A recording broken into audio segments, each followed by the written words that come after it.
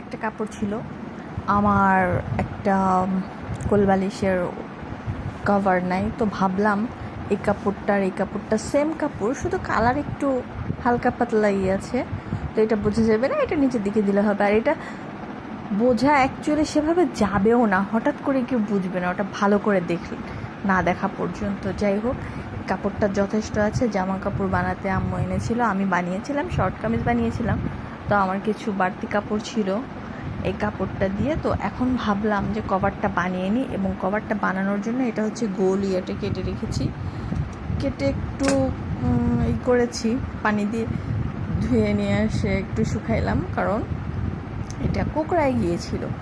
তো কোঁকড়ায় গিয়েছে, এটা সুন্দর করে কেটে নিয়েছি গোলগাল করে। এখন এই যে এটা আছে এটাতে লাগাবো, দেন আমার গোলবালিশের কাজ অর্ধেক হয়ে যাবে। আর এটা তো আগেই কভারের ইয়াটা করেছি, সেলাই টেলাই দিয়ে নিয়েছি, জাস্ট ফিতাটা পরে আমি একটু সেলাই দিব।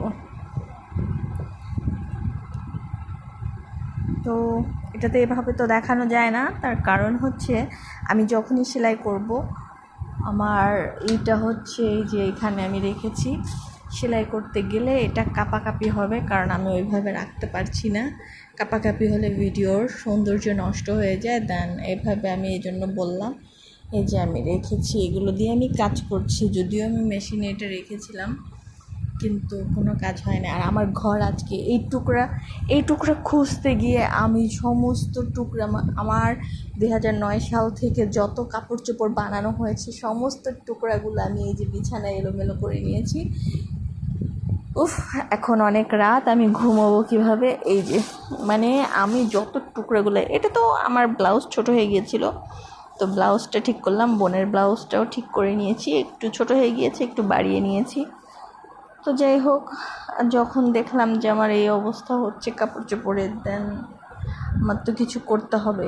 টুকরো অনেক হয়েছে, 2009 সাল থেকে এই পর্যন্ত অনেক জমা হয়েছে, তো আমি যদি কিছু না করি, যখন আমি চলে যাব তখন এগুলো এরকম জঞ্জাল হয়ে থাকবে। তো আমি কিছু তো একটা করছি। এটা হচ্ছে আমার সেই 2011 সালের জামা কাপড়ের পিস, এখনও আছে, মানে টুকরো আছে।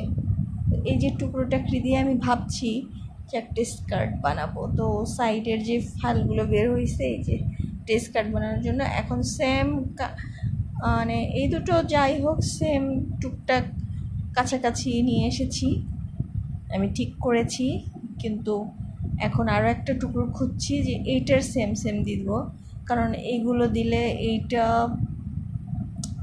এটার সাথে যাচ্ছে না। একটু গ্রিন টাইপের কালার অথবা একটু এই টাইপের কালার কাপড় আমি দেখতেছি যদি পাই। এই জন্যই সমস্ত টুকরো টাকরি যেখানে ছিল সব কিছু আমি বের করে ফেলেছি, বের করে এখন এটা খুঁজে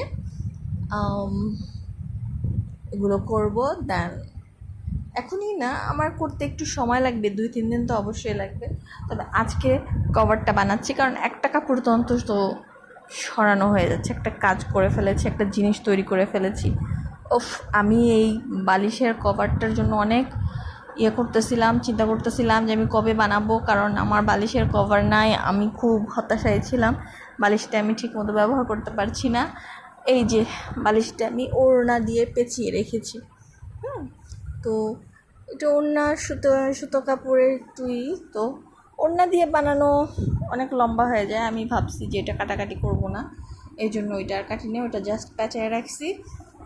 এখন যখন টুকরো পেয়েছি, তো এখন আমি এটা দিয়ে দিব, কেমন হবে বলুন তো? আমার কাছে তো খুবই ভালো লেগেছে। আর হ্যাঁ, সবাই সাবস্ক্রাইব করবেন। আমি নেক্সট টাইমে আমি দেখাবো যে আমি কোলবালিশটা কীভাবে দিয়েছি। না, নেক্সট টাইমে না, মানে আমি এটা এখনই লাগাবো, লাগিয়ে তারপর কোলবালিশটা আমি সেট করে দিব ইনশাআল্লাহ।